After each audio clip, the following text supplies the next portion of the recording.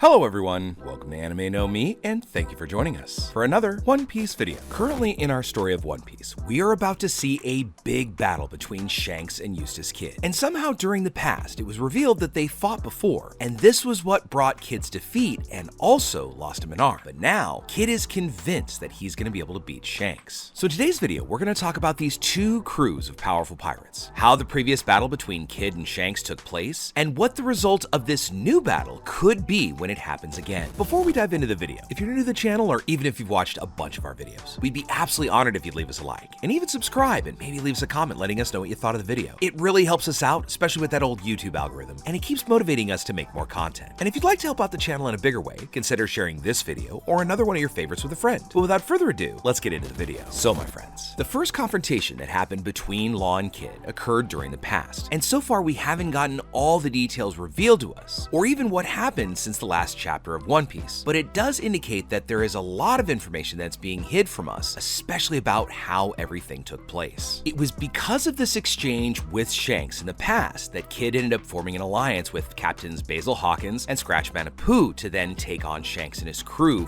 in revenge. And Kid also confirmed that he did lose his arm in an encounter with the red-haired pirates, although he hasn't met Shanks in person, which makes this story a little bit odd. It also seems that Kid may not even remember or have seen the moment when Shanks took his arm, at least allegedly, which suggests that it might have been another person in the crew, such as Ben Beckman, who appears to be connected to this event. In this last chapter of 1076 of One Piece, we saw that Kid is looking forward to confronting Shanks again, and it doesn't even seem that he cares if there's any danger that he might lose his life in the process. As for Shanks, it seems like he has no hesitation in fighting Kid in battle, because he knows that Kid has copies of the other road poneglyphs that he needs to find the One Piece. But as always, as Shanks is prone to do, he gave Kid two options so that the pirate could decide his own fate. The first choice would be to hand over the copies of the road poneglyph in a peaceful way and retreat with his life, whereas the second option is to continue advancing towards Elbaf and confront Shanks and his crew. Now, even though Kid was able to awaken his devil fruit during the Wano arc, this is still going to be a huge challenge to actually beat Shanks in this fight. Everything indicates that Shanks will lose his life or be severely beaten if some turnaround or something doesn't happen to his advantage. Now, although the exact strength of Shanks' crew as a whole is still unknown, we know that their leader is one of the four emperors, and they are recognized as one of the four strongest pirate crews in the world. There's also the alliance of Shanks' crew with the Giants of Elbaf to consider. This is going to make Shanks' crew all the more powerful, making it practically impossible for Shanks to be defeated by Kid. According to Commodore Brand-New, the Red Hair Pirates are the most balanced and unbeatable team as a group, showing little to no weakness overall. Every sailor of the red-haired pirates carries some kind of weapon like a sword or some kind of long-distance weapon like a gun or a flintlock, and they each also have an extremely high mastery of hockey and mastery with their weapons. Just consider that 13 years ago from what's going on right now in One Piece, this team was already strong enough to take over a world government ship, defeat a very powerful CP9 agent, and steal a highly valuable treasure that even the world government feared. As captain, Shanks has a bounty of 4,048,900,000 berries, being the pirate right now with the highest bounty alive in the whole world, which means that he could prove to be the greatest danger among all pirates worldwide. Meanwhile, his officers Ben Beckman, Lucky Roo, and Yasopp have their own fame around the world and are big names with great deeds attached to their story. They're also respected worldwide because of everything they did even prior to joining the red-haired pirates. Another thing to consider is that Rockstar, who joined Shanks' crew right before the time skip, he had a bounty of 94 million and is still just considered a rookie, demonstrating that the bounty of all these other pirates has to be exceptionally high. The first hint we ever got about the crew's strength came at the beginning of Luffy's backstory. The leader of the bandits, Higema, tried to threaten Shanks with his berry bounty, but later, Ben Beckman engaged the bandits' men and took them out with ease, telling Higema that if he and his bandits wanted to engage them, they should bring a battleship as backup. Just moments after that, Shanks did something shocking by rescuing Luffy from the sea, because he scared off a Sea King by just using his extremely advanced hockey, even after the beast had ripped his arm off. In a later scene, when we saw Dracula Mihawk, one of the 7 warlords of the sea at the time, brought news of Luffy's rise to fame, the younger and weaker members of Shanks' crew appeared to be terrified of the great swordsman and approached him warily. However, the older and more experienced parts of the crew, like Shanks, Beckman, Yasopp, and Lucky Roo, didn't seem to be bothered by his visit, as they didn't fear Mihawk's strength, because they knew that the swordsman had a friendship with their captain. Furthermore, Shanks Shanks never seemed to ever fear Whitebeard, who was another emperor and also known as the strongest man in the world, as well as a known rival of the former pirate king Goldie Roger. While some pirate captains might shudder at the mere mention of his name, Rockstar also used his boss's name to convey to Whitebeard the importance of the letter he had delivered to him. Now, the true depth of the crew's strength is that the world government greatly feared what would have happened if the red-haired pirates had formed an alliance with the Whitebeard pirates. We've also seen this crew do some just crazy incredible things as well, because right after they intercepted Kaido in the New World, while the big confrontation in Marineford between the pirates and the Marines was just kicking off, they were able to make it to Marineford in just a single day. When Shanks and his crew finally showed up in Marineford, in the nick of time, they were able to interrupt the great battle with just their presence and words,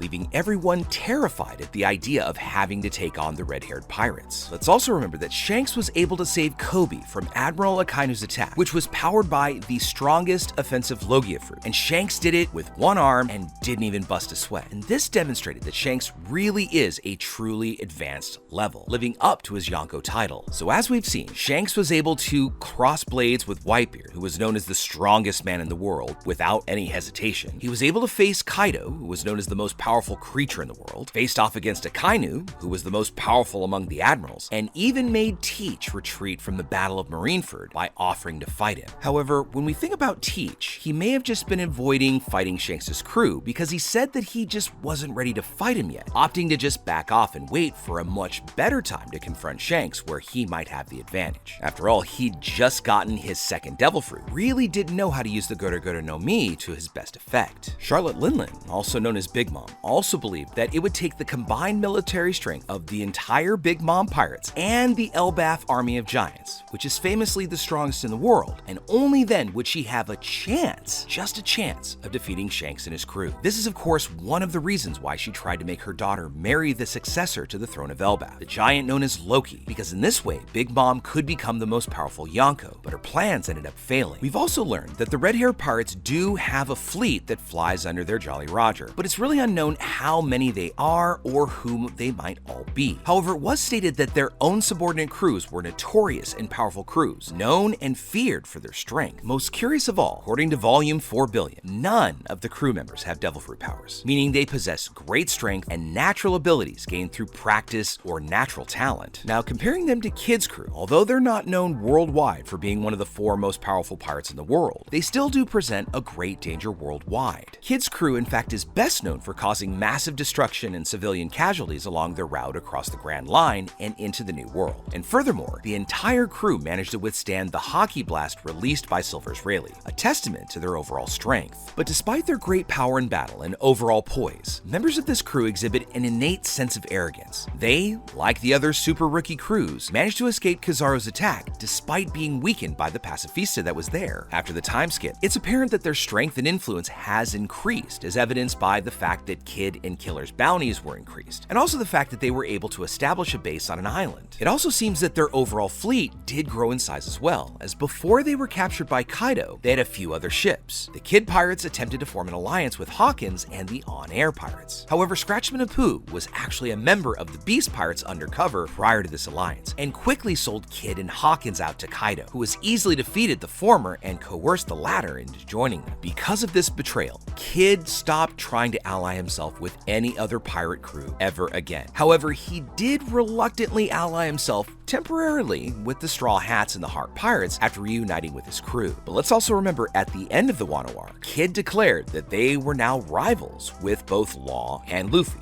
even though Luffy just took it as a joke. But as he approaches Elbaf, and now that Shanks is willing to fight Kid again, as well as bringing some powerful giants from Elbaf with him, this is going to make it all the more difficult for Eustace Kid and his crew to defeat this Yonko crew and giants. As we saw during their fight in Wano, even with his awakened Devil Fruit, Kid still needed Law's help to defeat Big Mom. So for Kid to be able to defeat Shanks, something unexpected is gonna have to happen. So overall, Kid's chances of winning this battle are extremely low. Very similar to what Law's going through right now fighting Teach. 2 Yonkos are fighting 2 Supernovas to get the road poneglyphs that they have. So in these next several chapters, we will see if these 2 powerful people, being Shanks and Teach, are still undefeated, managing to defeat Kid and Law and obtaining for themselves the information that they need to find the One Piece treasure. Or will something unexpected happen and Teach and Shanks will finally taste defeat. But with all that said, my friends, we'd now love to know what you think about it. Who do you think's gonna come out on top in all of these battles? With Law and Teach, do you think it's gonna be Law or Blackbeard? And as far as Kid and Shanks, do you think Kid has any chance? Or is there gonna be some kind of plot armor, twist of fate, strange occurrence that might give Kid the upper hand? Also, what do you think they're gonna do if they get their road poneglyphs? You think Shanks is just out for himself, or is he really trying to be a gatekeeper so Luffy is the one to actually find the treasure? Let us know what you think about all that in the comments below. So as we wrap up our video for the day, we'd like to thank you all so much for watching the video, especially those of you who've made it here to the very end. Be sure you comment on any themes or ideas that you'd like to see in future videos. And also, since you've made it this far, give us a like and hit that red subscribe button before you head out to take on the rest of your day. I hope to see you all in the next video, and let's keep sailing this giant sea together. Take care.